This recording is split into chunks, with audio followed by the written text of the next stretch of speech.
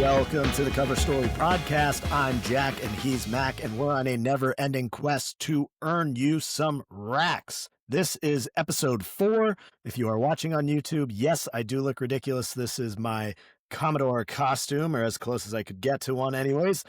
This is due in large part to losing the Liverpool-Man United match in favor of Mac's Red Devils. And he decided to double down by giving me a Commodore costume because, as many of you know, I was in Nashville to watch Mizzou lose to Vanderbilt. So, Mac, are you happy with your choice? Very much so. Excellent. Okay. Well, for those of you that did see that Mizzou-Vanderbilt game, it was a tough one. Bo Perbula, ankle looks to be in shambles. It stunk 3-3 at half. Not a very good game. Mac, I know you have a thought, though, that you want to bring upon us for that Mizzou-Vandy game. Yeah, there's a couple things that Jack and I do not see eye to eye on, one of which is emotional hedging. The second is hard jinxes. Now, I am a very strong believer in hard jinxes. If you follow us on Instagram, you will have noticed that Jack, while at the game, prior to kickoff, decided to post a video with the caption, "It was always the money line," in reference to Mizzou, to which I then had messaged him immediately and said, "You have now doomed us all." We all know how the game ended. The facts are there. We have the receipts, and I just hope we can learn and move on from this. Yes. Well, in my defense, for those of you that follow us on not only this show, but also our gambling community on DraftKings betting community, you would have saw that I already took Mizzou. I told you to take them. I was going to take them no matter what. And I even decided to double down and take the 3.5. They did not cover that either. So boy, am I a big fat loser. But yeah, you know, everyone knew I was taking Mizzou. I was there to root for and support and see Mizzou win.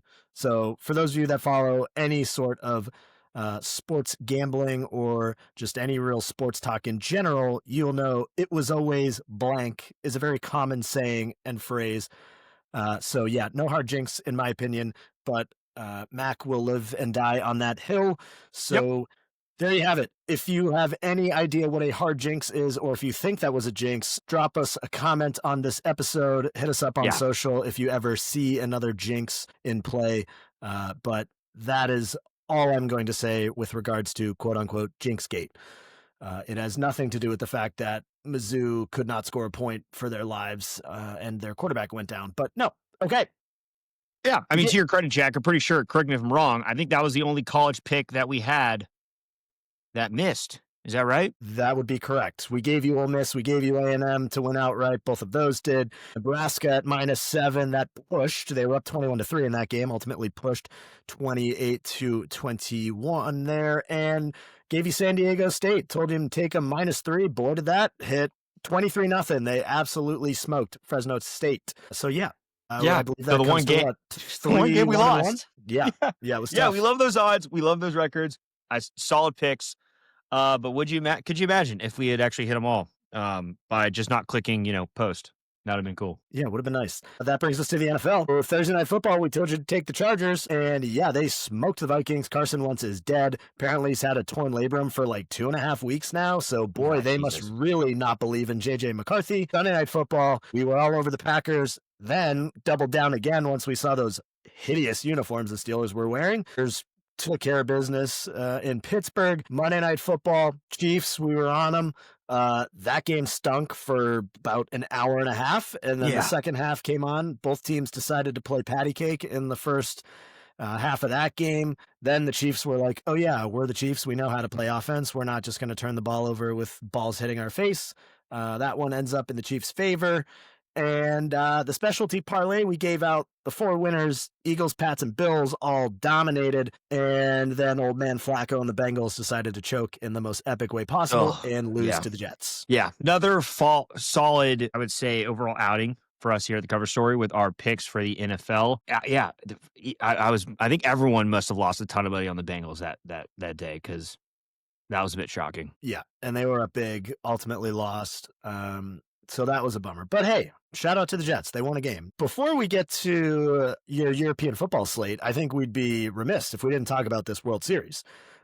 We at first thought the Dodgers would walk away with it. Blue Jays take game 1. Dodgers go on and smoke game 2. And then game 3 goes 18 innings. Shohei Ohtani, 4 for 4, 2 homers, 2 doubles, 3 RBIs. The Blue Jays were just like, enough of this shit, and just started intentionally walking him for the remainder of the game. Guy had 5 walks, reached base 9 times, which is bananas. Some questionable sends to home in that game from both sides. But then, we're recording this on Wednesday, as we always do. So game 5 has yet to begin. But game 4 won by the Blue Jays pretty handedly. And Vlad Jr. putting the team on his back. I think George Springer got a little banged up in that game 4. We'll see if he's good to go in game 5. But hey, we got ourselves a series. We both said Dodgers in 5, so we're both idiots. But Mac, what are your thoughts on this series? It's at least going to go back to Toronto for game 6. Yeah, no, I mean, it's what we were wanting to see, right? Not what we expected, but what we wanted to see. So, God, Vlad's just the man. So, I mean, I really hope I really hope they can pull this off. Obviously, we said a few podcasts or a few episodes ago we will be rooting for Toronto, but we are expecting Dodgers to come through. All at this point, we could hope for is Vlad can continue what he's doing, and we could see. I mean, even if it goes to Game 7, that would be incredible. So. We'd love to see Toronto pull something off here. Would you like to play a quick game of revisionist history? We can both each take another stab at trying to correctly predict the outcome of the series. Why not? What do you got for me then? You know what? Just because I love to just root for the underdog, I'm going to say that it's going to actually go. You know what? Here's a bold take. That's what we do here. I don't think Dodgers win another game. I don't think Dodgers are gonna. I think they've seen their success already in this series. I think Blue Jays win the next 2, primarily because I love the idea of Toronto winning the World Series in Toronto, and that's a picture I want to see. So that's gonna be my hot take for the series. So I love that, and I also love the fact that by the time this episode comes out, it'll be wrong. So that's really fun. I'm gonna go the other way. I'm gonna say Dodgers in 6. We both had a chance to take 7 games. Neither of us did, but I do like that we're both going back-to-back wins here for the team. So we'll see. One of us could be right and one of us could be wrong by the time this airs. So I do love that. Okay. Why don't you take us across the pond? What do we got for the European football slate? Yeah, very similar structure as what we saw last week's episode. So I gave out about 3 picks last week. Fortunately, 2 of them did not hit. So I'm going to be taking our juice back to England for a little redemption story. And if you follow us on Instagram, if you follow us on Twitter or X, whatever you want to call it, I am probably giving you guys 15 to 20 picks all weekend. We saw at least 60 to 65% of them hit this last weekend. So be on the lookout for those. But what I'm really excited for is I'm going to give you some action Friday, Saturday, and Sunday. Friday, we're going to be going to the championship, a.k.a. the second division in England, where Coventry is going to be playing at the racecourse of Wrexham. So Wrexham may be familiar to all those that are, know Rob McElhaney, Ryan Reynolds. It's their club. Such an amazing story. I've loved following that club and their story itself. But Coventry right now, led by Frank Lampard, their manager, ex-Chelsea legend, has been unstoppable. They also have an American striker, Haji Wright, who's been firing off all cylinders left and right as well. And so I think Coventry is going to be easily walking away with it. Wrexham has been very shaky. They're probably going to finish middle, if not bottom half of the table. I do think they don't get relegated, but I think they're going to stay up. That's going to be my question. Okay. Yeah, I hope. That's what I really, really hope. It's just for the sake of the documentary series, which they absolutely crush it. So if no one's ever watched it, highly recommend. But I think Coventry is going to win that away at the race course at -116, which is then going to take us to Saturday. Now, last weekend, I gave, in my opinion, a quite powerful speech on Manchester United turning it around. I was, in fact, right. They won 4-2 against Brighton at home at Old Trafford. They're now going to be taking their talents away, going to Nottingham Forest, where Nottingham Forest just lodged their first win under new manager, Sam Dice, I believe is how you pronounce it. Even having said that, though, United have won 3 games in a row. We haven't seen that going to cut his hair in years. If we get to 5 games in a row, if you haven't followed The Last Strand, I believe I think his Instagram account is The Last Strand. Shout him out, dude. He's a super fan. Yeah, no, he is the man. He's been doing this for over a year now, where if Manchester United win 5 matches in a row, he then cuts his hair. I'm sure you can imagine his hair is insane now because we haven't done that in well over a year. So I think we're going to win our 4th match in a row away. And that line as of today is plus 100. So that's very juiced. Nottingham Forest, I think, is still in shambles. It should be a good win. We're starting to click. As I mentioned last week, Ruben Alberin is starting to get his fingerprints on this club. We're really starting to take form and shape, and our new signings are now starting to fire off. We had Cunha score and Mbeumo score last week. Bruno facilitated majority of the match, looked incredible as always. United plus 100. That's my big pick there. And then on Sunday. Before now, you get Jack, to Sunday, can I jump in real quick here? Please do. If they win this game at Nottingham, they then play Tottenham. I think we have to hammer Tottenham, right? Because they surely won't win 5 in a row. They haven't done it in a year. They haven't done it, well, more than a year, really. The guy just started doing this whole Instagram thing a year ago. I think we'll talk about an emotional hedge. Let's I see. I like where your head's at there. Well, a lot of hair on that head. There's a lot of hair on that head. Let's cross that bridge after Saturday. Okay. I'm kind of we'll full revisit this next right week now. then. We will. Although I love where your head's planting the at. seed. Planting the seed. Now for Saturday or Sunday, excuse me, Jack, you're not going to be a fan of this. Oh boy. We've recently been, let's just say, investing heavily into French clubs. No, dude. Now I before we even started this podcast, for years and years, I've had a vendetta against League One in France. For some reason, I just bets are unable to be hit in France. These clubs sell every single time, the ones we always bet on. We had a nice little window where for 2 weeks straight, French clubs were starting to pick up. They were starting to hit bets. The last 2 weeks, that hasn't been the case. Today, as we're recording on Wednesday, we had a horrible day over in League One. I'm not going to go into the details. If you look at all the matches, I'm sure you can know who we tailed, but it's criminal. The league's rigged. Having said that, don't do it to me. Strasbourg, who was the only club that I had picked to win that actually won today, won resounding 3-0 today. I think they're picking it back up, and they're at a very juicy plus 210 at Rennes. Now, you could go safe and do double chance. I believe that's minus 140 at this point, maybe minus 130. But I like the juice. I'm going to pick Strasbourg at plus 210. That's an outright. I'll probably straight bet that. That's going to be my pick on Sunday. If you want to, for Jack's sake, he's not going to want to go French League, which I understand. Nope. You could also look at Barca again. minus 1.5 against Elche. They're playing at home. Well, not really home. They haven't played at Camp Nou all year long because it's under renovation, but they're still firing on all cylinders at home. That minus 1.5 line, if I'm not mistaken, I believe is 130. That may have changed since then, but that in itself, I think would be a solid pick. Robert Lewandowski is supposedly going to return, which will be a huge addition. They've needed that number 9, so that would be also another one to tail. As I mentioned, though, a lot of action all weekend long. I'll be sending picks out on our posts daily, and if not, multiple times throughout the day. Be on the lookout for those, but that is my weekend recap of what I'm going to be looking for footy. Excellent. So Coventry over Wrexham, Man United over Nottingham. And if you're a dummy, take Strasbourg. If you're not, Barca minus 1.5. Okay. Oh, yeah. That brings us to the good old American football. And we're starting down south in your home state of Texas. Mm-hmm. The aforementioned number 9 Vanderbilt Commodores against number 20 Texas Longhorns. Texas getting they're favored by 2.5 points, over under 45.5. I'm going to keep this one simple. I'm sick of the Vanderbilt Commodores. I'm sick of Diego Pavia. I've said this a gazillion times. I like Texas in this game. I watched Vanderbilt with my own eyes in person. That team stinks. Lean the under. Diego Pavia is a fraud. I don't want to hear this Heisman talk anymore. Mizzou's true freshman quarterback, Matt Zollers, had more passing yards in one quarter of that game than Diego Pavia had for the entirety of that game. So give me Texas. Take the under, probably. If it's still at 45, I like it. If it gets over like 46.5, really take it. But yeah, I hope you ride the Longhorns with me, but I freaking hate Vanderbilt. Yeah, so is that a logical pick or is that more emotional, would you say? Both. Well, I think that's really what the people wanted to know.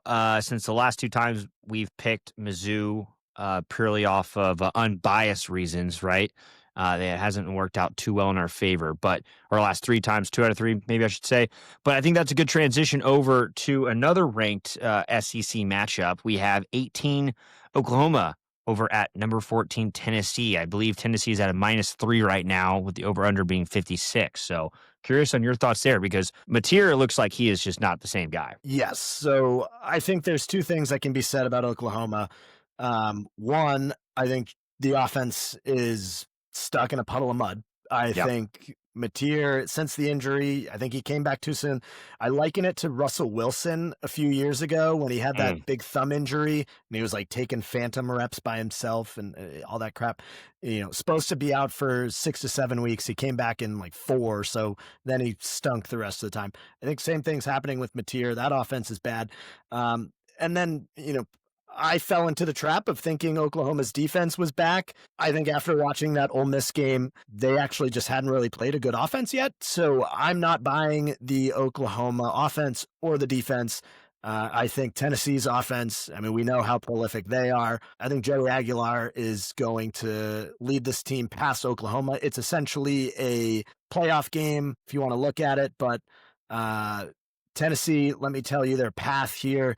They win this game. They play home against New Mexico State. That's a win. At Florida, that team's in shambles. And then home against Vanderbilt, which I think they would easily handle as well. So win out, and Tennessee is going to make the playoff. I think they would definitely need some help in order to get to the SEC championship game, but win out, you're in the playoff. My one ask of them is to not go shirtless if they go play in a cold stadium again and then get rinsed by like 40 points. I'll go Tennessee -3. Yeah, and fading Oklahoma has worked well for us recently, so I'm all for that.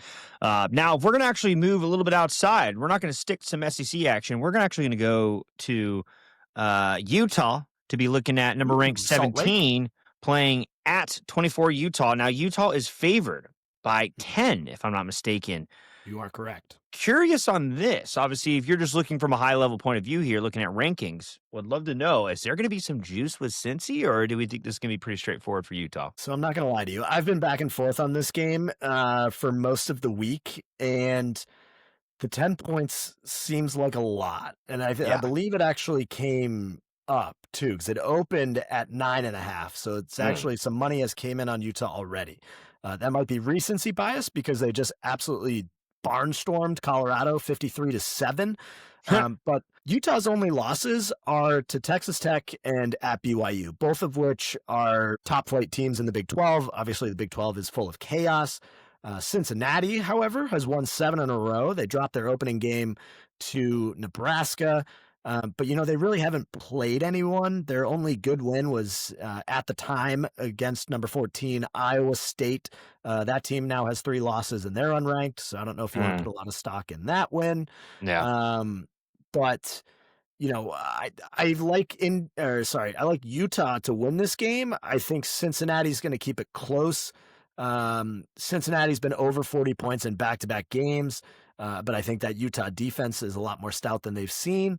But Utah can move the ball as well. And Rice-Eccles Stadium under the lights in Salt Lake City, that place is one of the more fun environments in college football. So I'll take the quote-unquote favorite underdog by the rankings, if you will. So I'll take Utah to win, but give me Cincy to cover. Okay. All right. Well, I love a good Cinderella story then. I don't follow these teams, so I trust your instinct on there. I love always betting at plus double-digit cover, so that seems more aligned. If the Cincinnati money line, though, is like incredibly juicy, I might just sprinkle something on it just for fun, just to root for that, but I doubt they even put up a fight in this one. But yeah, those are our big, obviously, ranked ones. Now, we do have some other ranked games, not rank v rank, but it's just something to keep an eye on. So, would love to know briefly what other games you're looking at here, Jack. Yeah, I got 2 for you. First of which, 13 Texas Tech -7 at Kansas State, over under 52.5. This one I have circled simply because Texas Tech is in the driver's seat to keep that Big 12 championship bid. Like I said, they had beat Utah, but they have the loss to Arizona State on that Hail Mary. But Texas Tech's backup quarterback just tore his ACL, and you ask, why is that significant? Well, it's because he had just started for the previous starter, Baron Morton, but Morton's coming back. So he's been out a few weeks. Morton was set to come back. This was always the week he was supposed to play. Unfortunately, their backup quarterback tears his ACL. He had done pretty well for them in the stead of Morton, so sad for that. But I think this could be a look-ahead game for Texas Tech. They have BYU next week. That will be essentially winner goes to the Big 12 championship game. This is the beauty of this new playoff format. We've talked about it before. You have essentially do or die games at the beginning of November with multiple losses on the schedule. But I'm hesitant to take the cover here for Texas Tech. Kansas State, frisky. They found the offense as of late. They had a dismal start to the year. So I'm going to tell you to lean on the over. K-State's offense, like I said, found their groove. Avery Johnson is back to the form that everyone thought he would be at the beginning of the year. In his last 5 games, he's got 13 total touchdowns and only 1 interception. So that offense is moving the ball. So for this one, if you want a side, I'll say take Texas Tech, but I like the over 52.5 in this game as my pick. Excellent. Well, again, I'll be tailing you on those. Love a good high scoring game. We had some success betting on overs. I think we hit it over last week that had like a 62 on it. So North Texas, baby. I'm taking them again this week over Navy. Ooh, okay. Well, North Texas Navy over, I should say. Yeah. I mean, the over for us has been working well with North Texas. So got to keep that train going. Now, for one final game, too, I know you and I briefly touched on this just off camera, but, you know, when we're looking at number 8 Georgia Tech, only 5.5 against NC State. You know, that seems a little too good to be true, or unless I'm missing something here. Yeah, I think this one is more leaning on the fact that, you know, it's at NC State. Georgia Tech, you know, they've kind of well in hand been able to run through the ACC. And I say run through very much pun intended because Haynes King, quarterback of Georgia Tech, has mainly been doing it with his legs. Yeah. He's got, you know, over 650 rushing yards, 113 carries. He's got 12 touchdowns on the ground. That leads all quarterbacks in the nation for rushing touchdowns there. You know, but he's also thrown for just under 1,500 yards. He's got 7 TDs, 1 pick. I don't know how tiebreakers work in the ACC. I will say that. But I'm pretty sure if they win this game, they're going to walk all the way through to the ACC championship game. They got BC next, who is dreadful. They have Pitt, and then they close with Georgia. So I think that's actually going to be a great game for them to be like, what do we really have in this team? Are we a legitimate, you know, title contender? So I will take Georgia Tech minus 5.5. I do like that. I think they can win by a touchdown.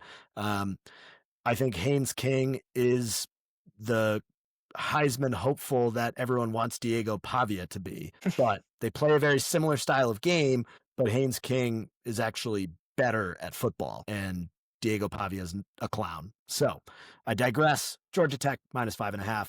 Take it. All right. So over 52.5 for Texas Tech at Kansas and Georgia Tech to cover 5.5 at NC State. Will we parlay all these together? Will we go single? You will have to know by following our Instagram and our Twitter and or X, whichever you call that yourself. Now, that wraps up our college football discussion here. And, of course, it's time to talk about the big boys. We're going to be going into NFL this coming week. Now, opening game, not the most enticing unless we know for sure if Lamar Jackson's coming back, because we have the Ravens at minus 7.5 playing at the Dolphins, who, quite frankly, I'm sure shocked everyone last week when they upset the Falcons. They did upset the Falcons, and you can say you were shocked. I'm shocked the way they did it, but remember when I made that 14 play and I said, if you want to get crazy, throw the Falcons in there, and you said, nope, Icarus, don't do it. And you were right, because I don't know why I thought the Falcons would win. The Falcons cost me that 13-legger. I'm sick of the Falcons. They're terrible. They're not good. Kirk Cousins is probably going to start some of these games coming up for them. Yeah. But, yeah, they're not good. I do want to say that as we are recording this, they have no injury designation for Lamar, so he should be a full go tonight, Thursday night, if you're listening to it on Thursday. And I think they held him out for this Chicago game. I think he could have played, but knowing that they were playing again on Thursday, they probably said, we'll throw out Snoop Huntley one more time, or Cooper Rush, one more time. But they went with Huntley, though, didn't they? I don't think Cooper played. They did play Huntley. Okay. Yeah. I can't keep track of all these Ravens backup quarterbacks. No, I mean, Cooper has been absolutely atrocious. And Huntley, held his own. I mean, clearly they not only obviously covered, they actually won pretty well outright. They did, which it is funny you say that they won outright because I'm going to put everyone on something, and I wish I had started last week. I wanted to. Traveling home from Nashville, was in the airport, didn't get a lot of picks in. I was too focused on losing tight end bets, but the Ravens are about to go on a run. And I think we should take advantage of this. And starting today, today, Thursday, they play the Dolphins. Then they play the Vikings next week, which we know that team is in quite a disarray. Who knows what J.J. McCarthy's going to look like? Then they play at the Browns in Cleveland, home against the Jets, and then they play home against the Bengals. We might stop after the Jets, but I think you target a nice little money line rollover play. Start with whatever you feel comfortable with in terms of a unit size. I'd at least put 1 unit on it. I might even do 2 to get us rolling. But you'd want to do money line, not the spread. No, money line. Play. Let's not get too crazy here because I think they're going to win these games. I don't know exactly how many because they could be 13.5 point favorites at the Jets. I don't want to be sitting on that. You play the money line. You win that game, you take those winnings, you roll it over to the next, you put it on that money line, and the train keeps on rolling. So that is going to be my pick if you hadn't already guessed. Ravens, I'll take the -7.5 today. But now I think for those the money line for 4 weeks in a row. Yeah. Now for those, who are not too familiar with this rollover, just to explain and help me understand as well. So let's say the money line is just hypothetically speaking, it's what -300, right? I don't know. I actually don't know the money line top of my head right now. I didn't look that up. If you want to look that up, but you put let's say $100 on it, that would pay you out profit like $33, or am I doing improper math there? You are correct. Okay. You're mathing. So then, would you then bet 133 on the next game or 33? 133. Okay, yes. So you're adding on to what you initially bet as well. So okay. So that just keeps going forth every single week. Yes. So right now the Ravens money line tomorrow night is -440. So not a lot of juice there. Yeah. So maybe we do start out with the -7.5. But yeah, I mean, I'd be down to buy points too. Like I'm sure, like maybe Ravens -3.5 or 4.5 is decent money line there. Start there and then roll over. Yeah, we can, like Max said, follow the socials. But what I will say is I am going to be taking the Ravens, whether it's in a money line, teasing them down a little bit in any capacity for the next 4 weeks, if not 5. Yeah. And as they keep winning, I'm going to use that rollover. So yes, hypothetically speaking, let's say the money line was -150. You put $100 on it. You get paid out 150. You take that 150, you bet it again next week, and then you keep going and you keep going. So essentially, love it. If they win, you're using the house money on your next bet. It's just that first initial investment that you're on the hook for. So if you want to keep it small, play it small. Obviously, always tail responsibly. But yes, the idea is whatever you win, the total payout in week 1, you use as the wager for week 2, and so on and so on. Love it. Absolutely love that. I'm going to be enjoying that then. It's something to look forward to over the next 4 to 5 weeks. Now, that is a good segue, I think, into our Sunday night football game where we're going to be seeing my all-time favorite Seattle Seahawks, who I owe tremendously since we know their last game they played, they helped your boy win $27,000. So they will always forever be in my favor.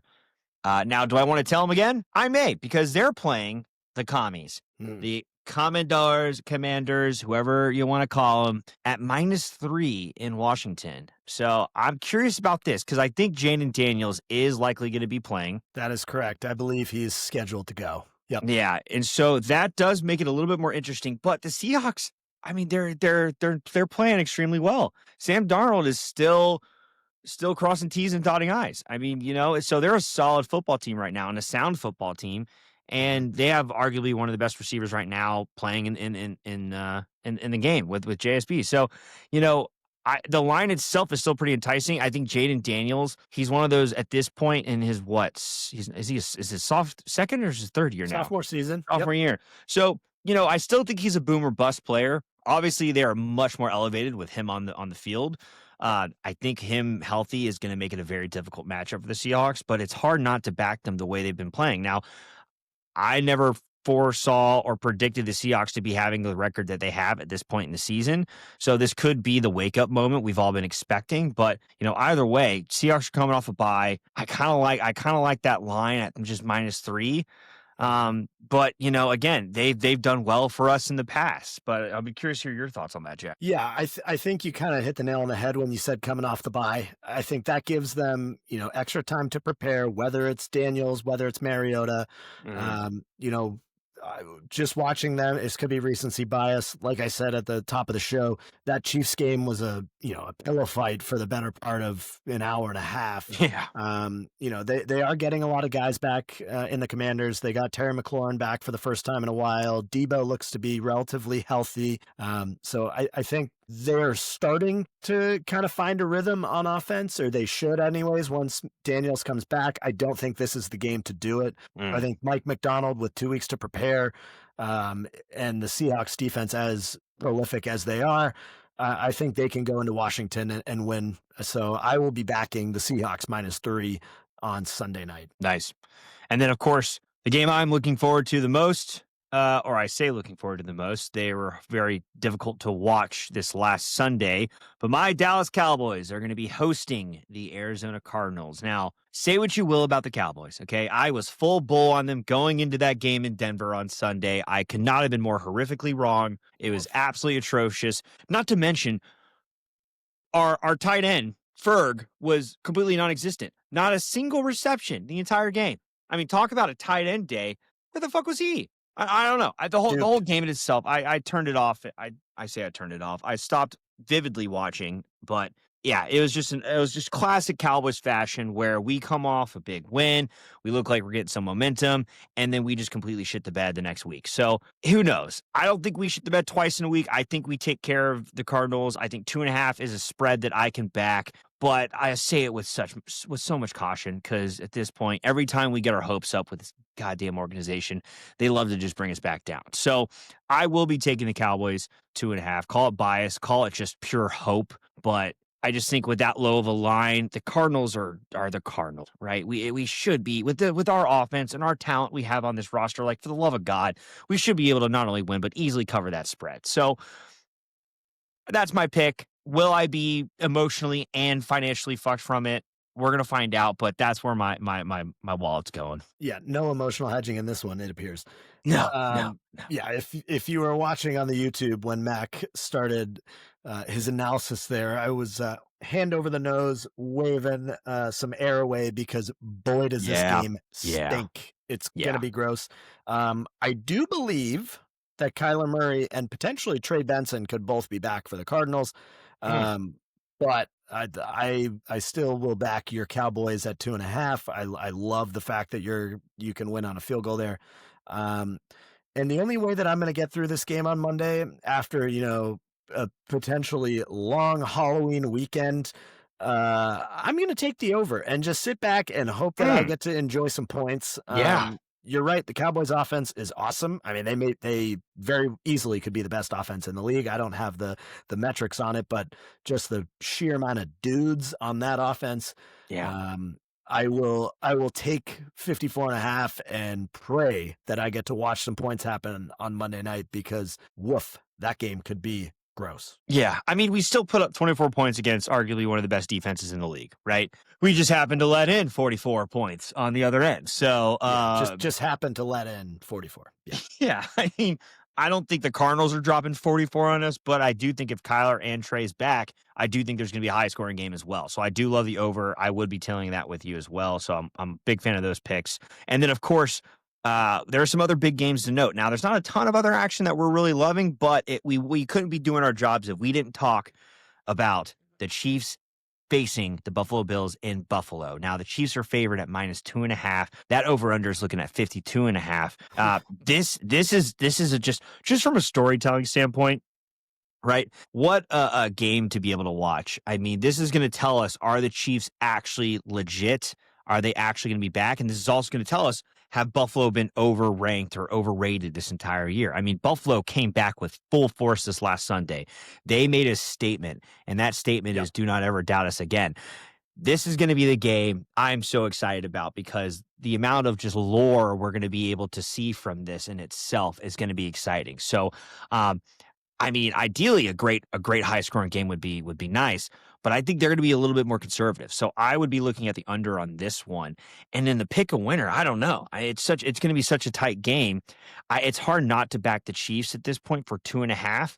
But I'm a big fan of Josh Allen. I think he's just not only just a great guy, but I really do think he is one of, if not the best quarterbacks in this league. And I'd like to think he's going to be coming correct and making it a very difficult game for the Chiefs. But I don't know. I'm still 50-50. I think my decision's going to come in Sunday morning. But Jack, we'd love to hear your thoughts on this one. Yeah, I mean, we do a gambling podcast that is all about giving out picks, so I'll put a firm line down on this one, and it is in no way because after the Patriots stomp the aforementioned shitty, atrocious Falcons, the Kansas City Chiefs are going to go to Buffalo and win. We talked about how this offense is back, moving and grooving. Rashee Rice, I mean, they are feeding him the ball. Rashee Rice, anytime touchdown is the easiest bet on the planet right now. Yeah. Buffalo, yeah, they made a big statement. Like before though, I'm pretty sure that was coming off a bye, if I'm not mistaken.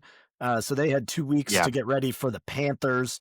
I think they should be able to beat the crap out of them. They did, to their credit. It was like 40-3 or something. That was yeah. I'm not totally sold. I want to see it against a good team. So I like the form that the Chiefs are in as of late. I think they're only getting better as, the guys on offense continue to gel. I talked about Rice being back. He's back 2 weeks now. He's got 3 touchdowns. And he's close to 15, 16 receptions, north of 150 yards total. So he's really stepping up into that wide receiver 1 role, and that lets everyone else down the depth chart fit into their natural position. Like Xavier Worthy, he's not a number 1. I think he's a great option, but he cannot carry an offense. So now that you see that Chiefs team kind of really mold into what they should be, I'm going to take Kansas City minus 2.5, and it's that is an analysis pick. It is not based upon the fact that the New England Patriots will have sole possession of the AFC East championship ride right there after those 2 games. Yeah, no, it's funny you say that because that was actually going to be my next question. That's full logic based, not biased on how it's going to benefit your Pats. That's purely analytical. Of course, no emotion whatsoever. Okay, would never let the listeners down with that. It's exactly like my Texas Vanderbilt take. Just solely on the eye test, baby. That's what we got. That's what we got going. And that's what we're relying upon here. And so are our listeners and viewers. So if you heard it correctly, then for the big, not only prime time Thursday, Sunday, Monday slate, as well as our big game of the weekend, we are going to be going for Ravens, potentially even at money line, or I'm sorry, spread itself at 7.5. We're going to be looking at the Seahawks -3 for our pick, as well as, did we say under or over on that one? That one screams under to me, to be quite honest. Yeah. 47.5, banged up potentially Jaden Daniels. Obviously he'll be back, but I don't know how well he's moving. So I would lean under there. Yep. Yeah. And then for Monday Night Football, we're going to be taking the Cowboys spread at 2.5 and the over at 54.5, rooting for a big high scoring to end the NFL weekend there. Now, of course, on Sunday with the Chiefs, we are looking at Chiefs -2.5. That is going to be also a purely logical and analytical approach, no biasy whatsoever on how that affects the Pats' positioning in their conference. Nope. Now, Jack, every week you've also given us a nice little parlay to be able to focus on. What do you got cooked up for us this coming weekend? Yes, so I got a good one for you, and I got a little teaser for you too, and that's not only a teaser on a bet, but also a tease for what's to come, which is the tease. So a double tease for you, because I know you love the tease. We love the tease. We've gone very favorite heavy with some of these money lines, which in the NFL, in the last couple years anyway, we've seen favorites dominate the weekend. So obviously that didn't come to fruition via the Bengals. So I said, you know what? I'm going to get in the lab. I'm going to cook something up, change it up a little bit this week. So I'm targeting actually 3 tighter games, tighter in the sense of how Vegas is envisioning these matchups. And I'm going to take the Indianapolis Colts -3 over the Steelers. Ooh, like that. I'm going to take the Broncos money line over the Texans. Mm-hmm. Don't be too afraid of the Texans' last win against the 49ers.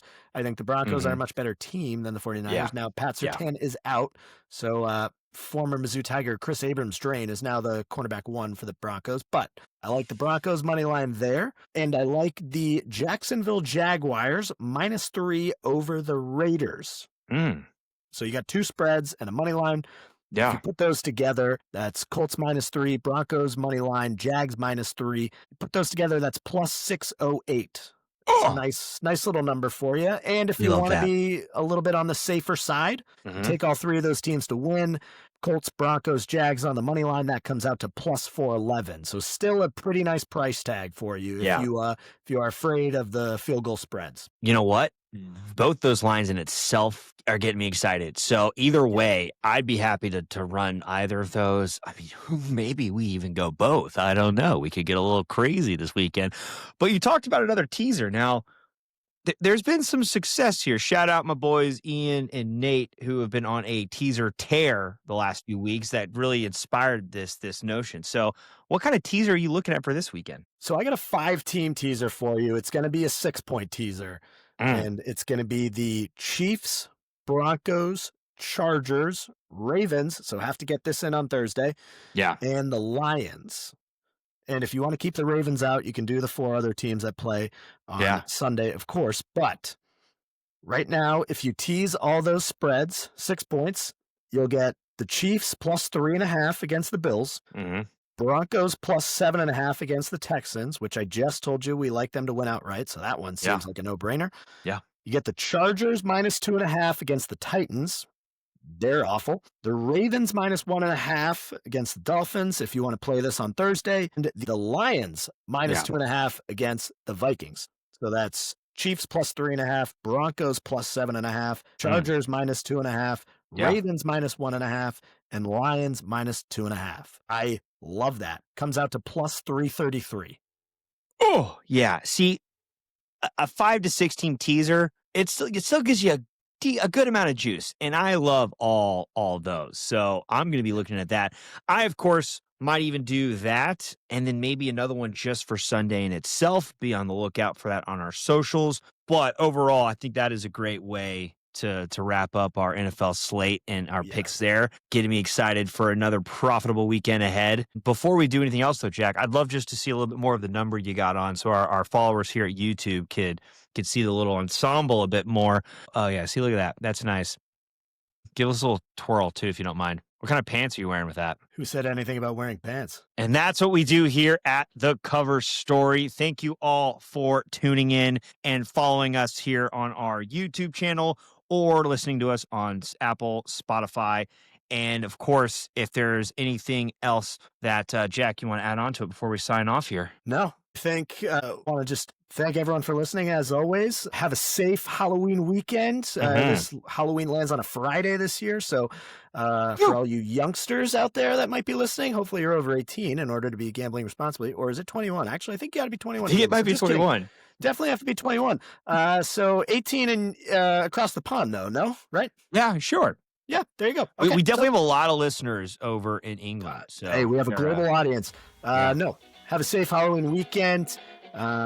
Tail responsibly, fade if you dare. Until next time.